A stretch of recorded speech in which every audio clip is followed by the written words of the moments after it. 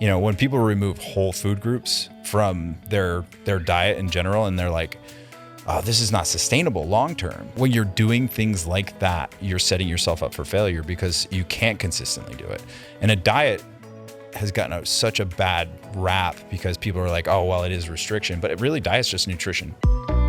Welcome to the Empower Podcast, where wellness meets real life and empowerment becomes your way of being. I'm your host, Sam. Today's episode is a special one, you guys, because I get to sit down with someone who has played such a huge role in my life, both personally, but also when it comes to my athletic and nutrition journey. Jamie Free is not just a nutrition coach. He's a CrossFit gym owner, an incredible athlete himself, and honestly, one of the most trusted voices I know when it comes to fueling your body in the right way. I've known Jamie for over a decade, and he has been my coach through all of my training. And now that I'm starting my half Ironman journey, he's making sure I'm actually fueled, not just training. And anyone who's worked with him knows Jamie doesn't give you just macros. He helps you understand your body, your mindset, your patterns, and how to build a relationship with food that's sustainable. Today, we dive into all of it: macros, body dysmorphia, clean ingredients, balance, performance, and what it really means to show up for your body in every season. Jamie has impacted my life in so many ways, and I know this conversation is going to do the same for so many of you. So let's dive in. All right, listeners. So this is my nutrition coach, Jamie. Welcome to the Empower Podcast. Thank you for having me. I always say you can be the best of the best coach, but there's always something more to learn. And sometimes having your own coach as a coach is really helpful. It kind of makes you think outside the box, and having new perspectives to help us become stronger is sometimes the way to go. So I'm excited to get into the details with you. I'm super excited to be here. Yeah, I haven't seen Ian in a little while, so, hey, buddy. Obviously I haven't seen you either. So it's like, I know.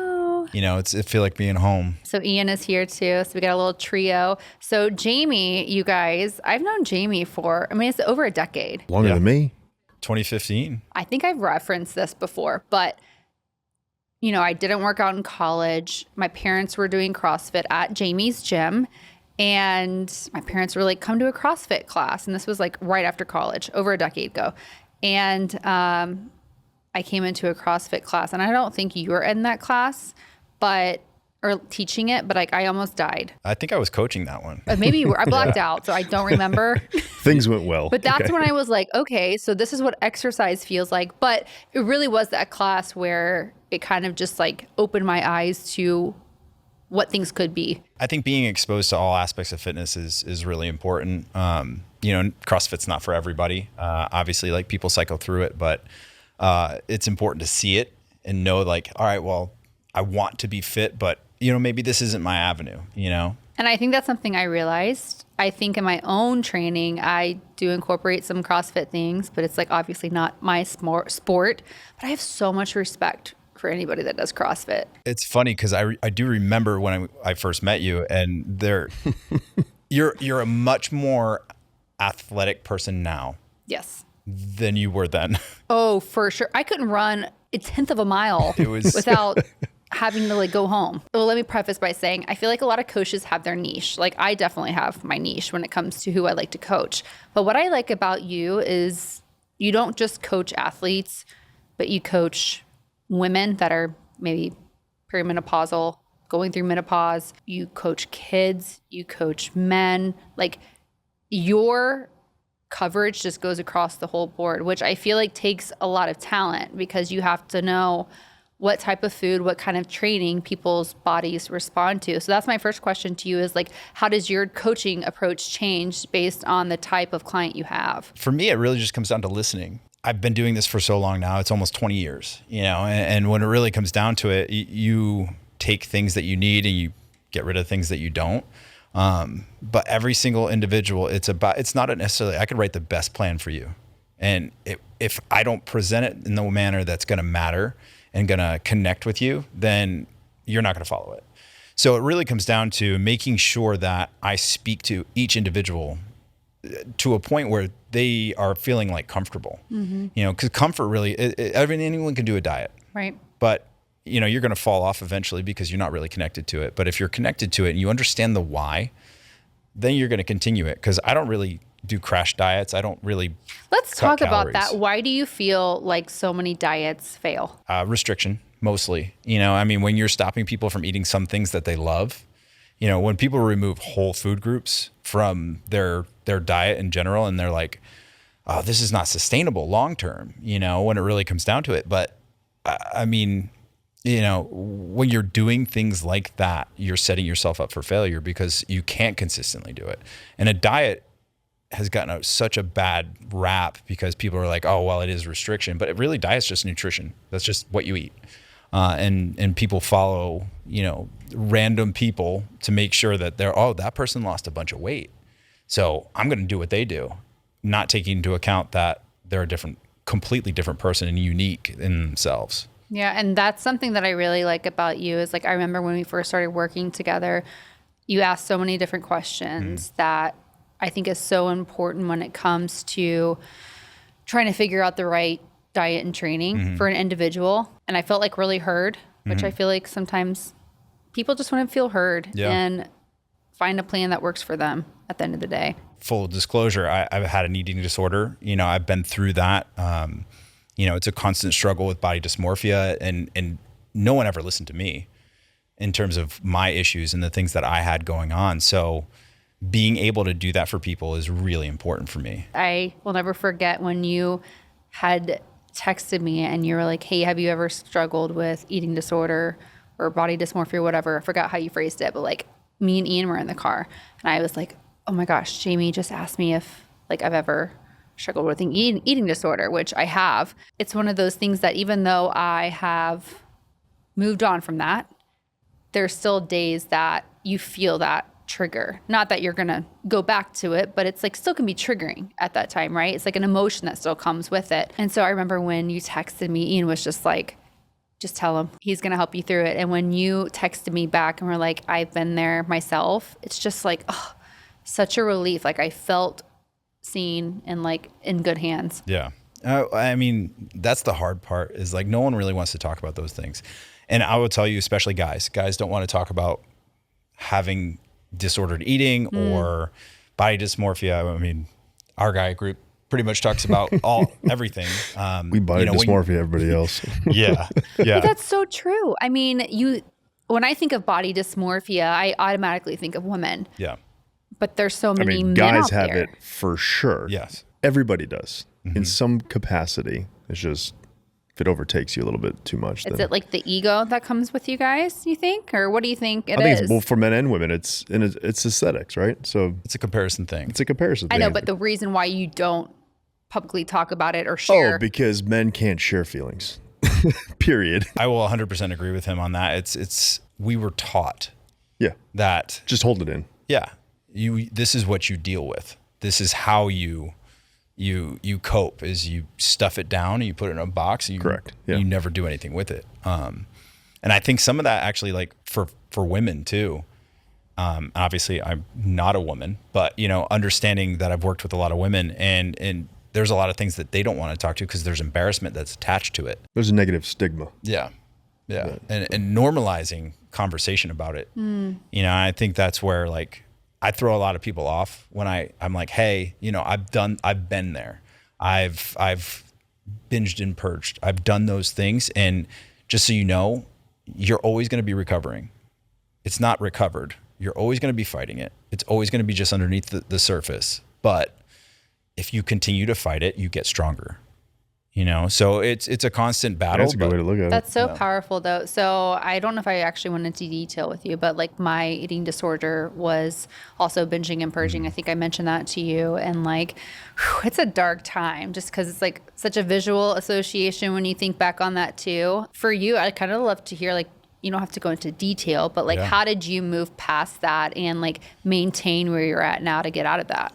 I mean, I had already started doing nutrition. I was really in a learning phase at that point, and I was right out of college, and I was like, all right, well, I would love to be a fitness model, and in reality, wasn't super realistic for me. Sure. But it was such a far cry from the way I grew up.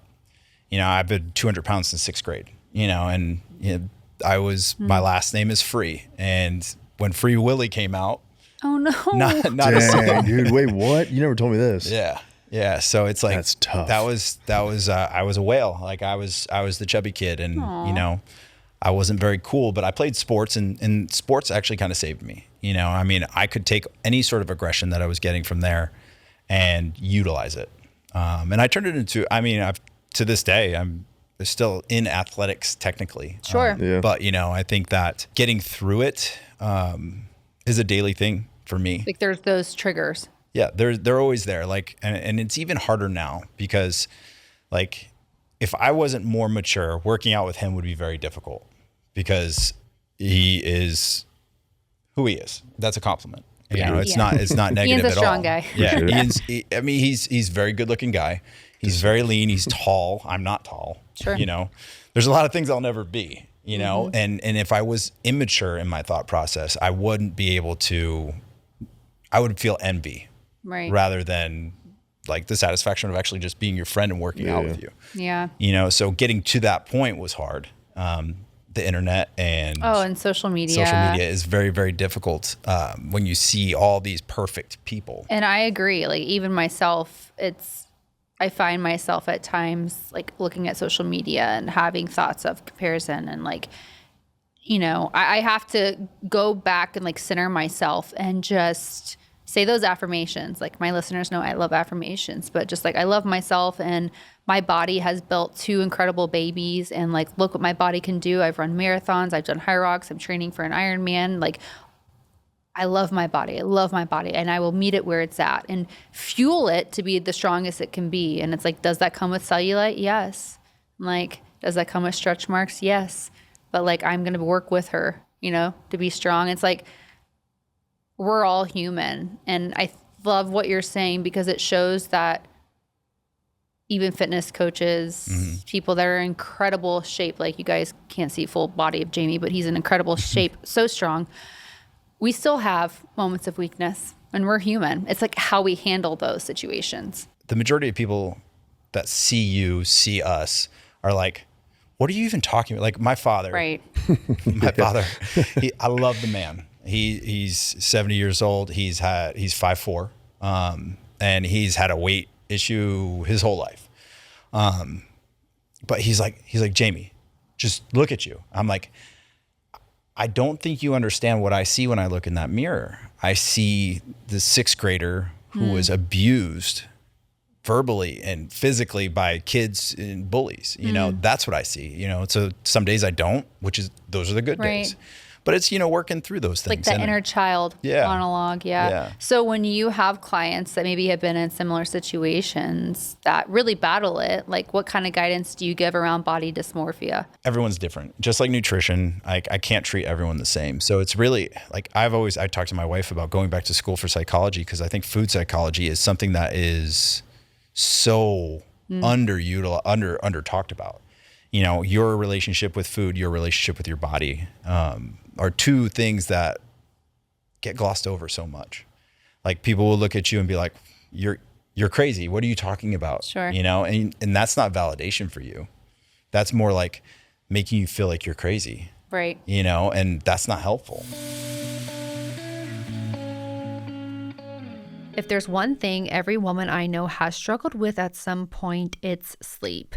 And not just I'm tired, but the kind of tired where your brain feels puffy, your stress is higher, your workouts feel harder, and your cravings are insane. And honestly, you can't remember the last time you woke up truly rested. And I mean truly rested. And the crazy part, a lot of that is not your fault. It's the way we sleep.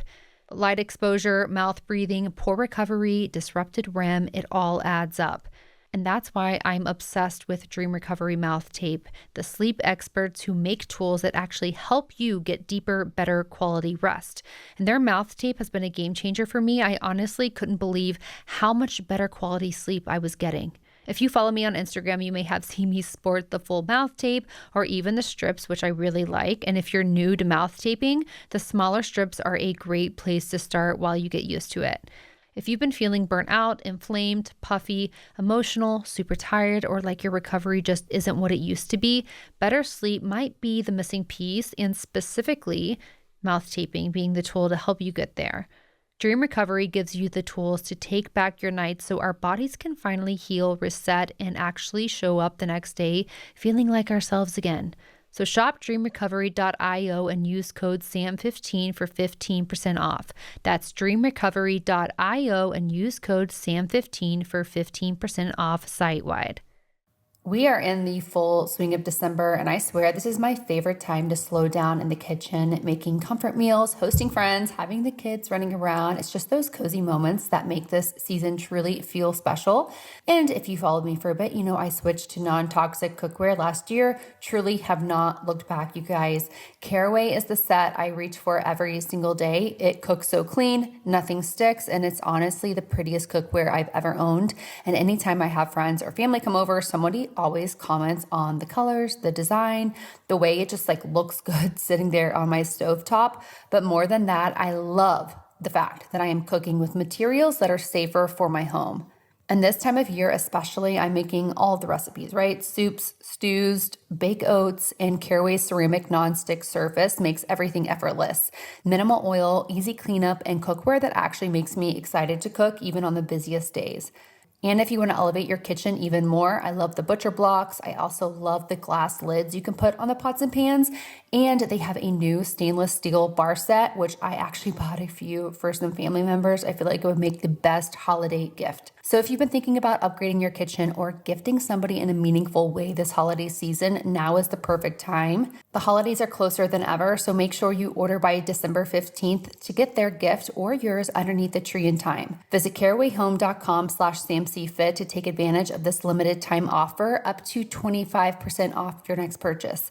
Again, that's carawayhome.com/SamCFit to get kitchenware before the holidays and 25% off your next purchase. Caraway, non-toxic kitchenware made modern. Is there a balance of aesthetics versus performance? I think there is a balance, but I think that it's a moving target. Right. The more muscle you put on, the more calories you need. So right now you're running a lot. All right. So you're probably going to lose a little bit of muscle. And I've noticed that. As your body changes, your target changes. So you can't just like eat the same thing all the time. You have to kind of like be completely in tune with your body and make sure that, you know, and that's always my goal is intuitive eating with clients is if I'm doing my job, educating you to the point where you're comfortable, you can intuitively listen to your body and do what you need to do. Yeah, I love that so much. And I've noticed that just like in the past few years of my own fitness journey, it's like the aesthetics, like when I'm like shredded aesthetics, like I feel great, like that's not maintainable long term. And for anybody listening that sees, you know, pictures on social media of influencers or fitness coaches or models or whatever, and you're like, wow, they look shredded, like that's amazing. Like they don't look like that for the rest of their life. Like that is normal to go up and down when it comes to muscle mass and body fat, and like that's actually healthy. It is healthy. Yeah. You want that. Yeah, because I mean, hormones are affected if you're too low too long. Right. If you're at too much of a deficit for too long, thyroid can be affected. Well, and that's what happened to me with losing my period when I was like super low body fat of like 9% or something crazy. I love that woman in those pictures, but like she's so much stronger now. It's an evolution. You know, you're continuing to grow in your knowledge of yourself, knowledge of how you should fuel yourself, and your comfort in your own skin. You know, that attaching self-worth to a scale is impossible. It's detrimental. And so let's get into the scale, because for me, a few years ago, I didn't know anything about macros. I didn't know anything about like what we should be looking at beyond the number on the scale of muscle mass and body fat ratio.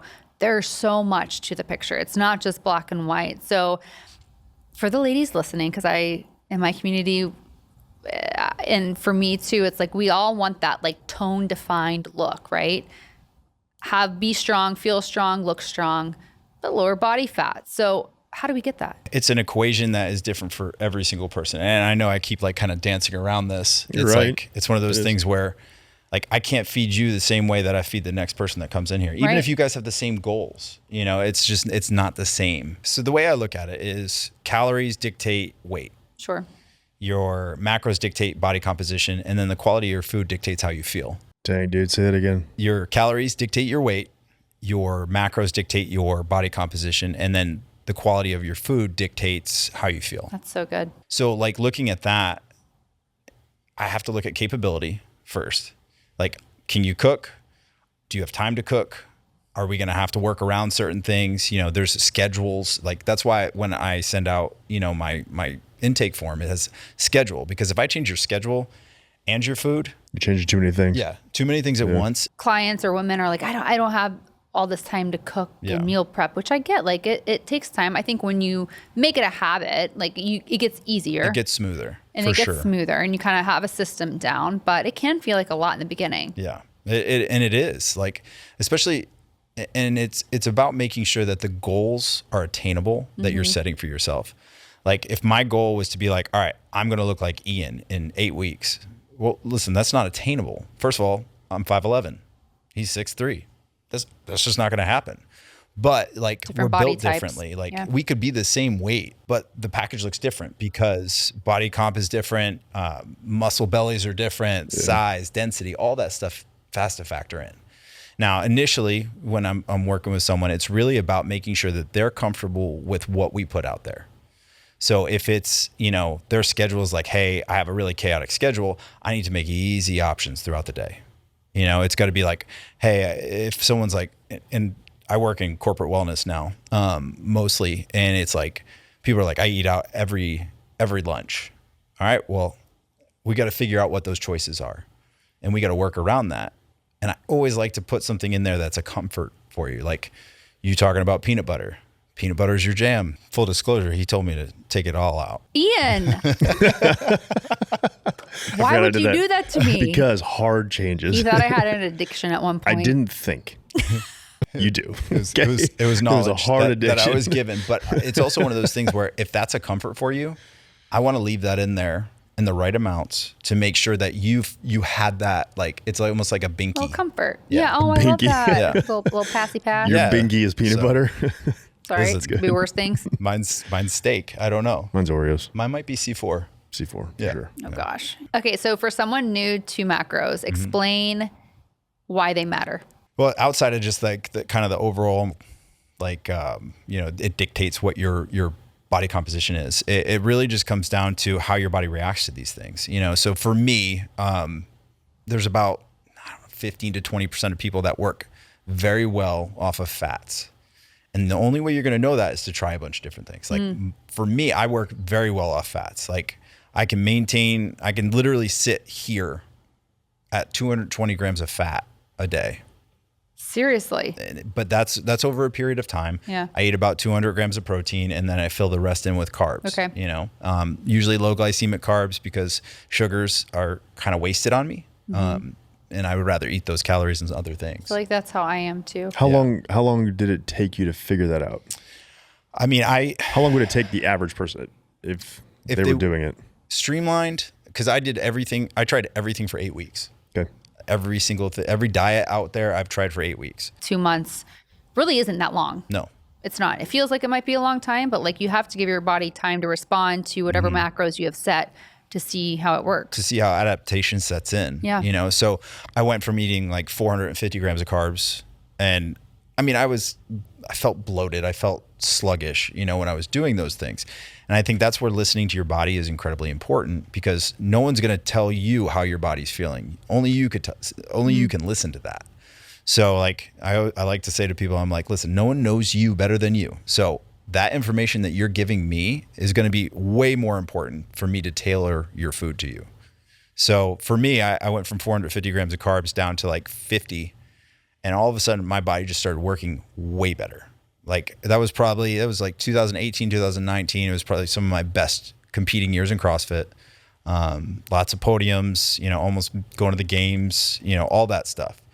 And it just kind of stuck. Now I have a 2 and a 4-year-old. So sometimes there's some pizza involved. Some goldfish involved. Yeah. And I'm going to do those things and not feel bad about them, because I'm making moments with my kids. And if my kids see me, the biggest thing I don't want to do is put my demons on my kids. Oh, yeah. Amen. So I'm not going to see them be like, oh, I'm not eating pizza, or I'm not going to have that ice cream with you. Absolutely. You know, I'm going to do those things. And I'm going to enjoy them and I'm going to move on. Yeah. And to your point around restriction too, it's like, you can't restrict everything. No. Like I say that with my clients too. I'm like, if you like with me, my peanut butter or whatever, but like, I'm really talking about like the sweets and stuff. Like you can enjoy that ice cream with your family, like put it in my Fitness Pal, like just count fit it that in. Like you don't want to miss out on those special moments. No. And if you restrict completely and you are in a weak moment, the binging could happen. Well, and there's certain things you could put in place for those things. Like, all right, instead of getting a carton of ice cream, if you know you're like one bite turns into a carton,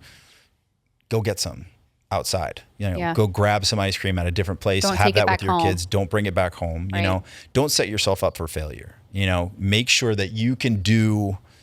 Your capabilities better than anyone else. So like if I'm like, all right, well, if I get Oreos, I'm eating the whole thing, then I'm probably not going to get Oreos very often. Okay, let's talk about protein and carbs too. Yep. Why is protein so important for us? And like, how does that change depending on like activity level and women in general? Honestly, I think it's the most important thing, especially for women, because if you're under eating protein, you're not maintaining muscle mass.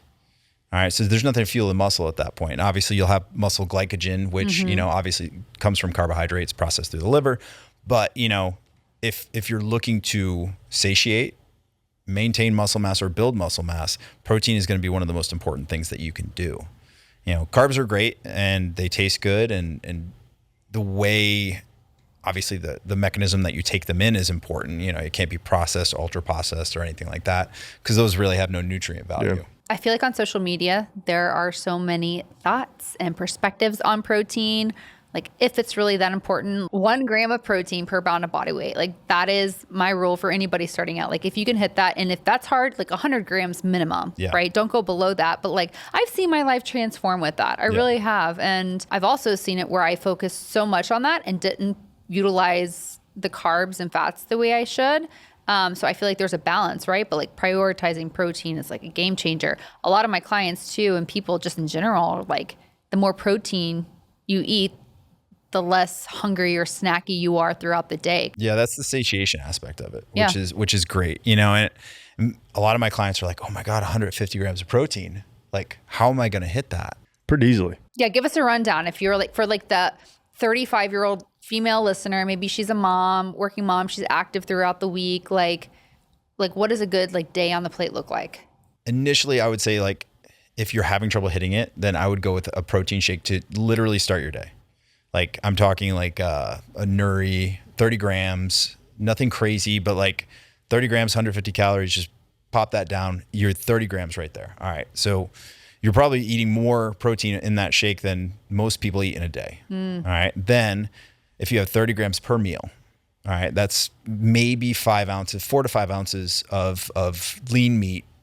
And it doesn't always have to be lean. I love a ribeye, I'm not going to pass up on that, but there are fats that are added. Chicken, fish, chicken, ground turkey, fish, any sort of poultry is pretty lean except for duck. 30 grams right when you wake up. And then if you do later breakfast, even 30 grams of protein. Greek yogurt. Yeah. If you cottage cheese. Yeah. Love cottage cheese is great. Cottage cheese. If you go on Instagram, cottage cheese is literally in every recipe. Like awesome tortillas recipe. now, it's pancakes, whatever it is. Yeah. I think the other question I have on the protein in the morning, because I've told people to do it too. Most women, and a lot of guys that do it too, like oatmeal and fruit is the first thing they kind of go to. I'm like, this is just spiking your blood sugar. Yeah. And so why don't you just do a protein shake instead, which will control all that. Agreed. If you're going to eat slow burning carbs and a fast burning carb together in the morning where your cortisol is already elevated, super high. Because that's your fight or flight in the morning is the highest. The first thing you're doing is oatmeal. Yeah. Unless you're doing some type of training. Like for me, because I just posted what I eat in a day. Now here's the thing. I will say, I always break my fast with protein. So I do protein in my coffee. And that is... I think you have protein first right away every day. Well, yeah. But I'm just saying for breakfast, I had my overnight oats, which I personally do not eat oatmeal unless I am doing long runs because my gut just does not respond to it well. I think I'd rather have like sourdough toast. But like for me, the oats, like that's like my pre-race meal. Yeah. Oh, yeah. And it works great. But initially, breaking your fast, like protein is the way to go. Yeah. Well, and that's also good. Again, we talk about the satiation aspect of protein. That's going to help kind of like push that hunger back throughout the day. So if you're a snacky person, protein's going to be kind of like your savior there. Proteins and fats are going to be the most satiating. I know you guys know by now how obsessed I am with optimizing sleep. It's truly the foundation for everything. Recovery, hormone health, performance, mood, I swear, all of it. So you've definitely heard me talk about 8 Sleep because their whole mission is simple: improving your sleep. And they just launched something huge, the Pod 5. It's the newest generation of their signature pod, and honestly, it's next level. And if you're new to it, the Pod 5 is a smart mattress cover you put right on top of your existing bed. It instantly upgrades your mattress with personalized temperature regulation, sleep tracking, sound control, all without wearing anything to bed. And the Pod 5 takes it even further with the brand new blanket, which extends temperature control over your entire body. And this has been a game changer in our house, especially because I swear my feet are always freezing. Ian sleeps like a furnace and I'm over there in socks and a hoodie. But with the Pod 5, I have my side set warm and he keeps his side cool. Nobody's fighting over blankets. Nobody's sweating. We both get exactly what we need. And the crazy part, 8 Sleep has clinical data showing the pod can actually deliver up to 1 extra hour of quality sleep every night. The Pod 5 also comes with AI-driven autopilot, which learns your sleep patterns and adjusts temperature, elevation, and even wake-up timing for you. And every morning, it gives you a personalized sleep report, heart rate variability, sleep stages, respiratory rate, all through the built-in sensors. No watches or wearables. So head over to 8sleep.com/empower and use the code EMPWR to get $350 off your very own Pod 5 Ultra. You still get 30 days to try it at home and return it if you don't love it, but trust me, I am confident you will.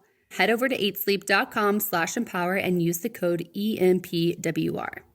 By the end of the day, I'm usually ready to shut my brain off, get comfortable, and just be still for a minute. And honestly, Cozy Earth has made that part of my day so much better. We just got the new set of their Viscose from Bamboo King sheets. They are unreal. They're so soft, they're breathable, and they somehow keep you at the perfect temperature, warm enough for winter nights, but without that overheated, sweaty feeling. It's the kind of upgrade you do not realize you need until you actually sleep in them. Trust me, I remember when we first got them many, many months ago, and Ian and I both woke up the next morning and looked at each other and were like, what did we just sleep on? And then there's the bubble cuddle blanket. It has become everyone's favorite in our house. We have one in every single room. The texture, the weight, the feel, it's the blanket that always is being fought over for any kind of like movie nights or just slow mornings. It also makes such a good gift because people end up using it every single day, not just during the holidays. And that's honestly why Cozy Earth gifts stand out. They're high quality, they last, and they make your home feel more relaxed, which I think all of us need this time of year. They also make it super easy to try. You get a 100-night trial and a 10-year warranty, so there's really no risk. But once you feel them, returning them will not even cross your mind. So if you're shopping for someone who deserves a little comfort, or if you want to treat yourself, head to CozyEarth.com and use my code SAMCFIT because you will get 20% off. And if you get a post-purchase survey, please make sure to mention you heard about Cozy Earth here on the Empower Podcast. So give the gift of comfort that lasts beyond the holidays and into the new year. What about at night for the women that are like, oh, I've like eaten everything, I've eaten well, like I'm still so hungry and snacky at night? First of all, decide if you're really hungry or bored. There you go. There's always something you can put in, like a little bit of Greek yogurt with some peanut butter, so you have protein and fats right there. They're both going to satiate you and hold you over through the night. If you're going to do a piece of fruit, do it with a fat because that'll dull the insulin effect of the spike, and that'll help kind of keep a little bit more consistent energy. The only time I would do like carbohydrates, fast burning carbohydrates or like sugary carbohydrates is around a workout or a run. It's like if you're training early the next morning, like maybe some carbs the night before. So it depends on what the composition of your day has been. Because if your muscle glycogen is already full, it's just going to sit there and be processed by the liver and turned into fat because it would be stored, So if you're more precise, like if you're running a lot, let's just say that, you probably are burning through the muscle glycogen. So you may need that. But like the old days where it was carb loading before a football game, most of us didn't need that. Sure. It was just it's overabundance. And that's probably why I was, Chunk from Goonies. If you eat a lot at night, especially carbohydrates, would you recommend working out fasted in the morning? If you wake up and go to the gym right away, I recommend doing it fasted because you're not going to get anything in there that's going to absorb fast enough to be energy.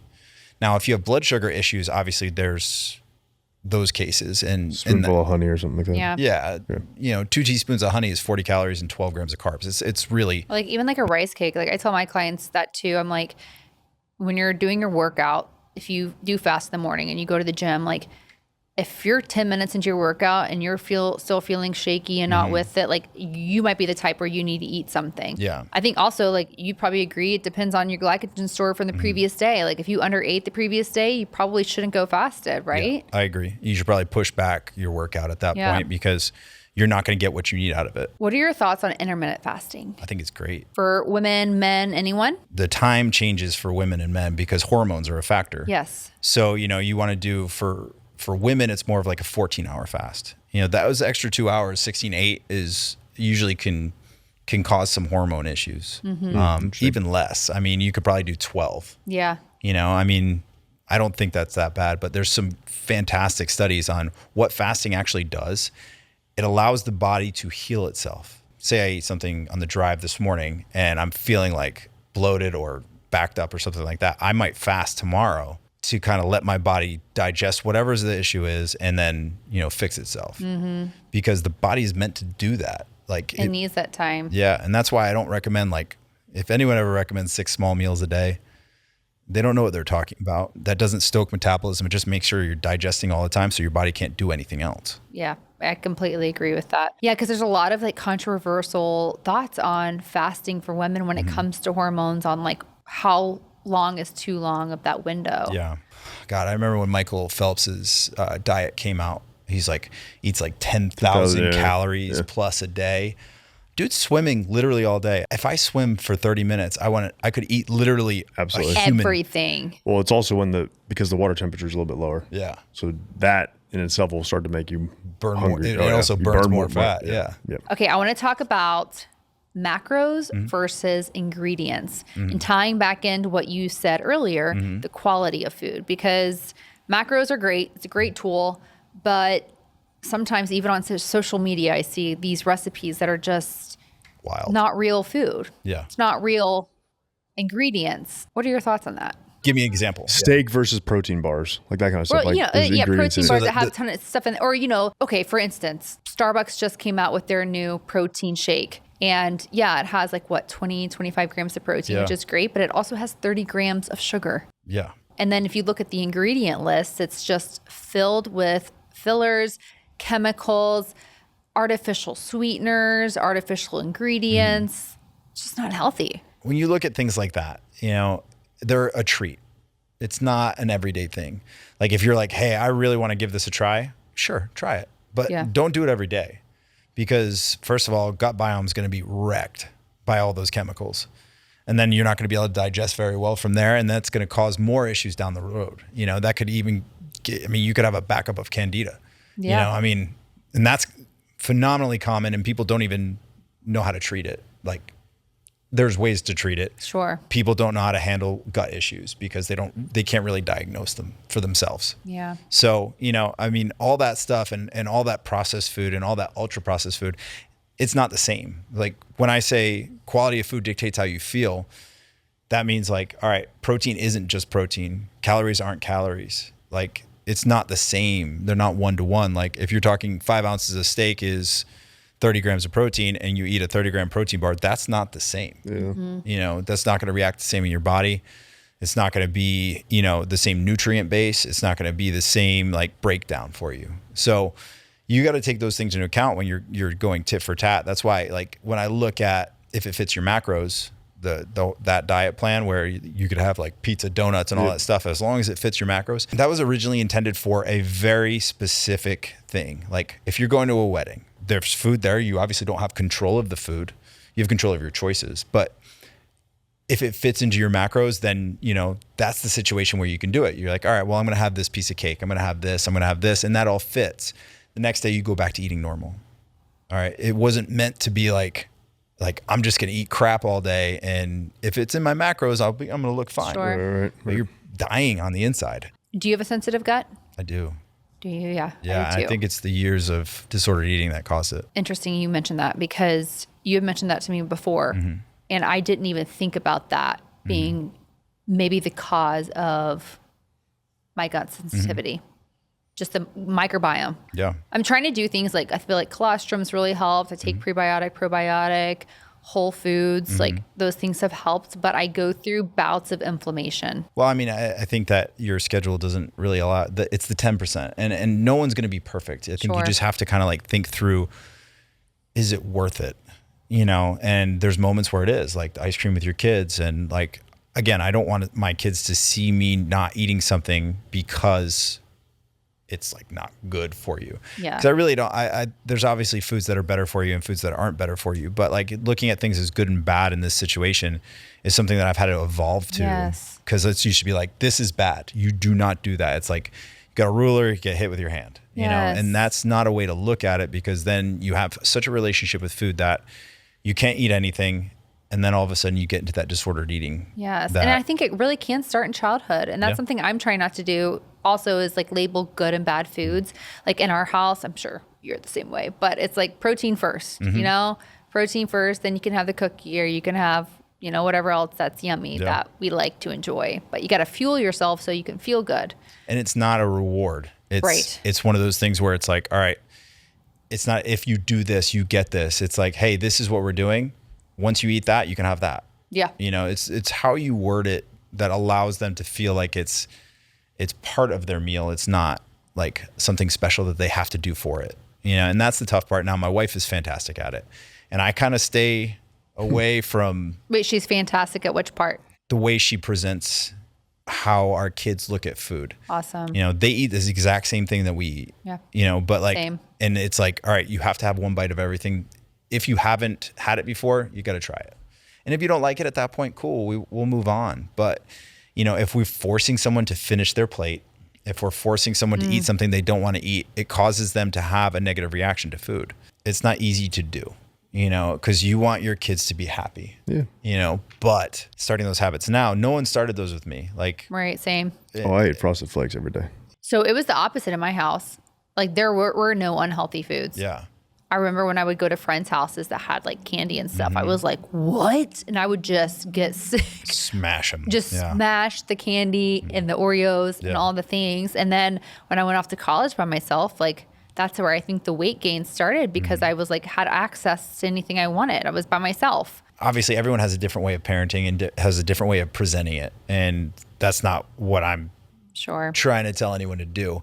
But if you're setting them up for success at a young age, they're going to carry that onto the times when they're in college, you know, because they're not going to feel deprived. They're not, and then you have successful adults. Yes.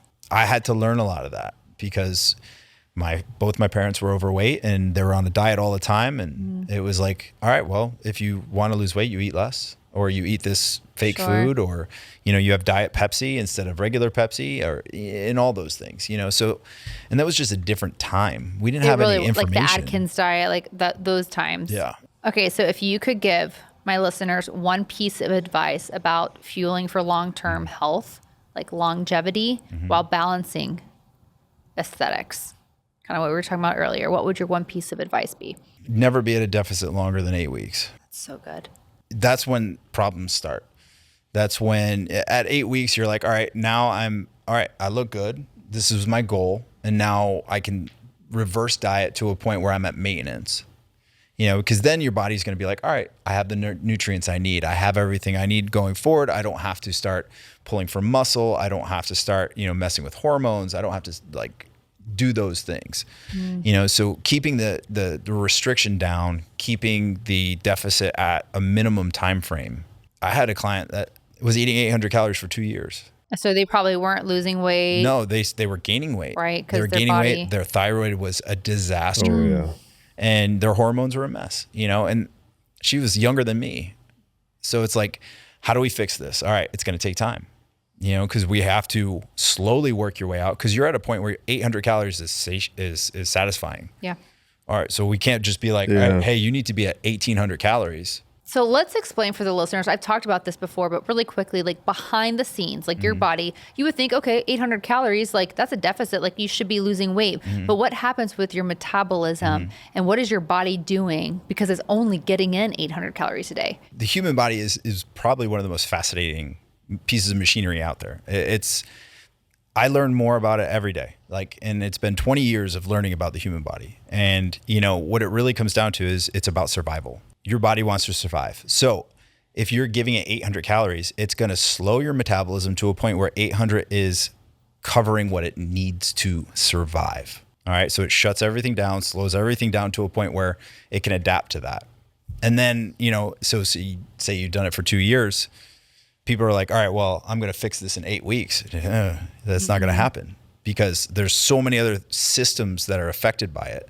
Yeah. You have to start kind of taking those off and making sure that you're doing things the right way on the way back out. It's always interesting to me because I've been there before, but when my clients come to me, kind of similar situations, maybe they're eating 1,000 calories a day and they're like, I'm just trying to lose weight, right? Yeah. And then I present them with, we need to get you up to 1,800 calories eventually. And they're like, wait, what? They can't wrap their head around it. And then all of a sudden they ghost you. And they're like, I'm not doing that. Let me tell you.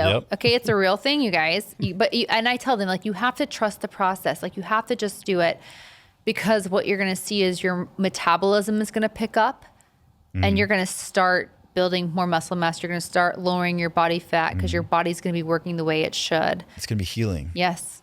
It's going to be healing. Yeah. That's what I told this lady. I was like, honestly, over the next 2 weeks, I want you to work on adding 100 to 200 calories a day. That's it. And she's like, I don't know. I was like, that's literally a tablespoon or two of peanut butter. You don't have to do anything crazy. Yeah. Just add 100 calories. Yeah. It looks drastic on paper, but does. It's not. No, yeah. It's not. It's not. Very incremental. Based on what the majority of people eat, that could be. I think the biggest obstacle a lot of women make when it comes to those long-term results is just not being consistent with the plan and putting it into place.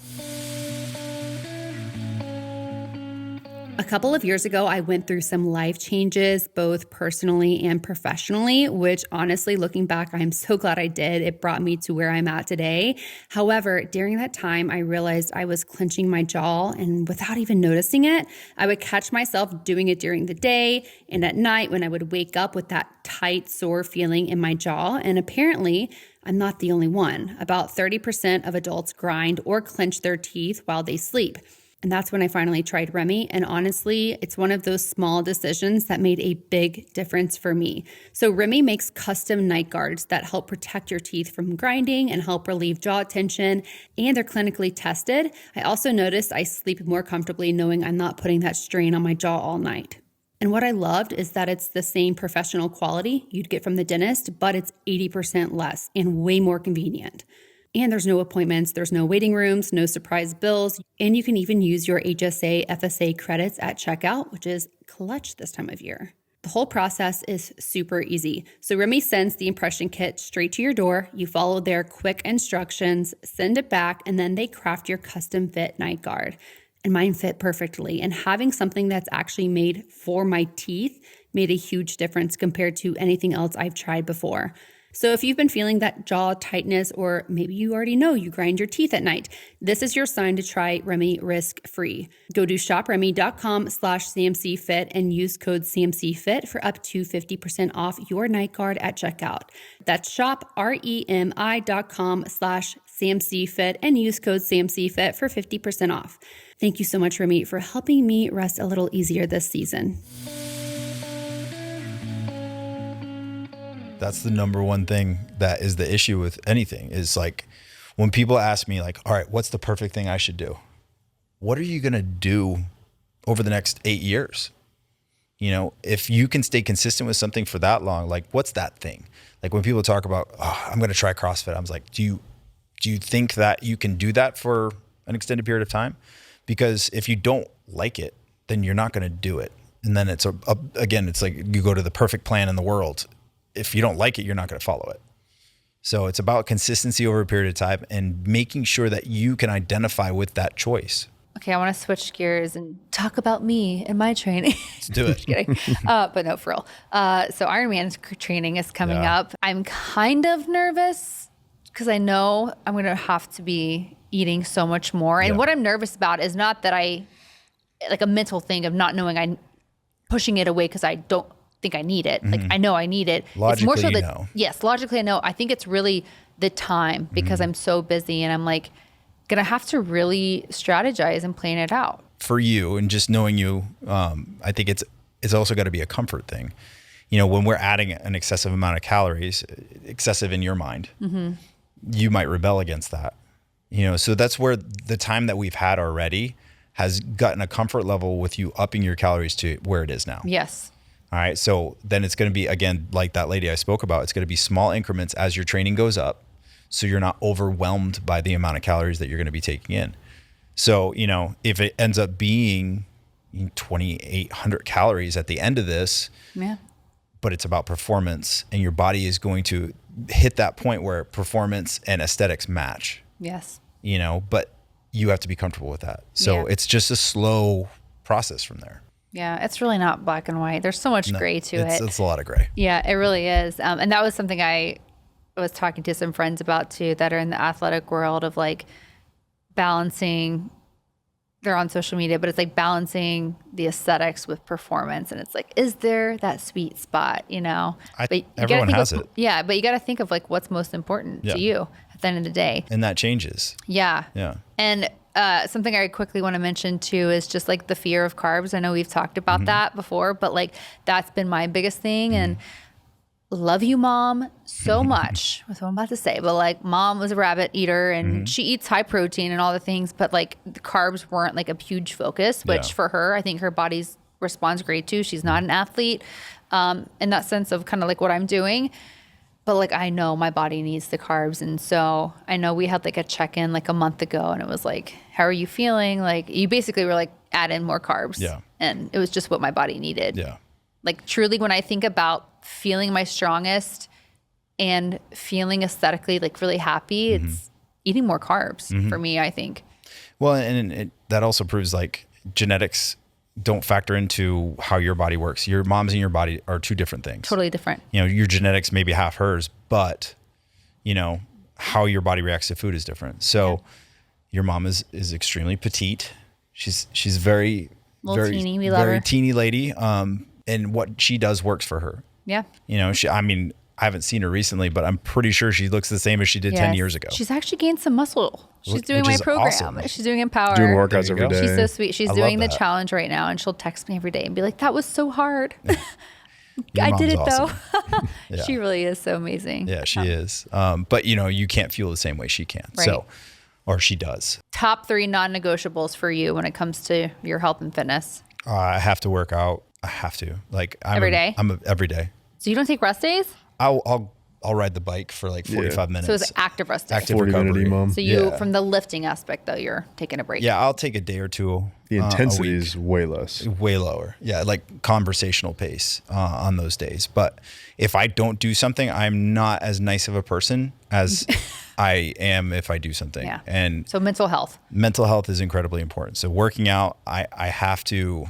That's really the only non-negotiable. You gotta sweat a little bit. Yeah, I gotta sweat. Do you have any like food non-negotiables? Like every day I have to have my coffee, or like for me, like I have to have protein coffee when I'm traveling and I don't have my protein. I'm like, oh, I know it's terrible, and people are like, "Are you serious?" I hate coffee. get out. I'm just kidding. I hate it. Coffee. I really like. But I think you like your caffeine. I do. I enjoy caffeine. Yes, that's okay then. You know, 400 milligrams is usually what is told. Start the day. Yeah. To boost the day Yeah, for there's a us. lot of studies out there that show positive impact with a little bit of caffeine every single day. Well, we're way past that. Well, yeah, they say 200 to 400 milligrams is safe. It depends on how your metabolism breaks it down. Sure. So, like, I remember when I was put on Concerta, it was like a ADHD medication. My body broke down the 12-hour time release in like 4 hours. So they put me on 2 of them, and I was like sitting there like cracked out the whole day. So I stopped taking that. Yeah. But caffeine wise, the caffeine burns off much quicker in my system. So I can take in more in a certain period of time, and you can still go to sleep. I can still just go to So sleep. I can too, and that is a blood thing. Like blood work will show that. Yeah. I forgot specifically what it is, but there's some kind of marker that it will show in blood work that some people can process caffeine completely different. Metabolize it completely different. I'm that way. Like I can have a cup of coffee at like 9 p.m. with dinner and dessert or something somewhere. Yeah.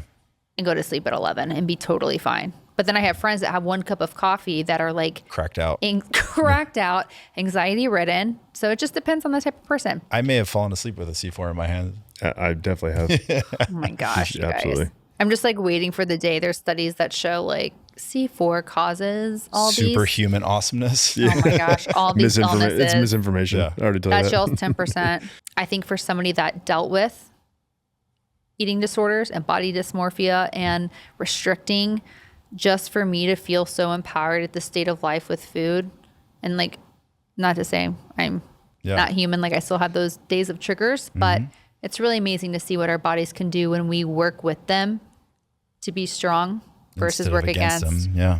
Something I like to ask all of my listeners is around empowerment.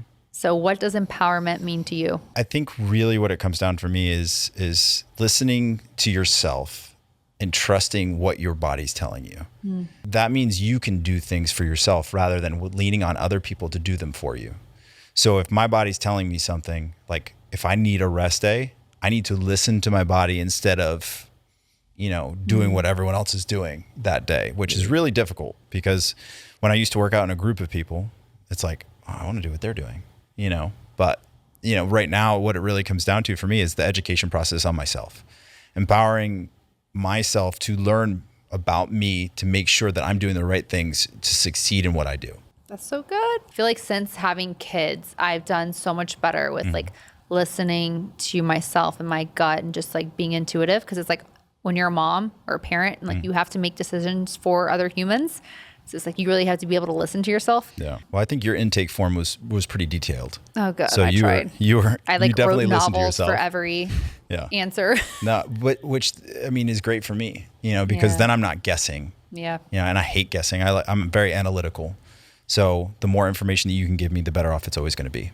Absolutely. Well, tell us where people can find you to follow along and continue to learn from you and be coached by you. You can see some interesting family stuff and and nutrition at 27 Health and Wellness on Instagram. I just started a TikTok. I'm 43, so like technology is not really. I love it. Jam. What is it? I think it's 27 Health and Wellness. Okay, we'll put the links in the show notes. And then you have some gyms, right? CrossFit Trivium. So CrossFit Trivium Nippers Corner. That's in Brentwood, Tennessee. And then I run another gym in Fort Wayne, Indiana, Mad Apple CrossFit. I'm busy. Got a lot of stuff going on. Everything. But you're helping so many people. And like I said earlier, it's not just like men and athletes, but it's women that are everyday moms or just women that just want to better their health. And it's just amazing what you're doing. So thank you. Thank you for having me on here. This has been awesome. Of course. All right. We'll have to do a round 2 in the future. Maybe in the Ironman, like the thick of the Ironman training, you can come back on. Maybe after. What if like, you're going to crush it. So, obviously. Talk about it all. Yeah. Hey, that's a good one. Talk about like the experience with nutrition and training. Okay, let's do it. Well, thanks for coming on. Thanks for having me. Thanks for tuning in. If you enjoyed today's episode, don't forget to like, subscribe, and share it with a friend. It really helps us grow and bring you more great content. See you guys next week.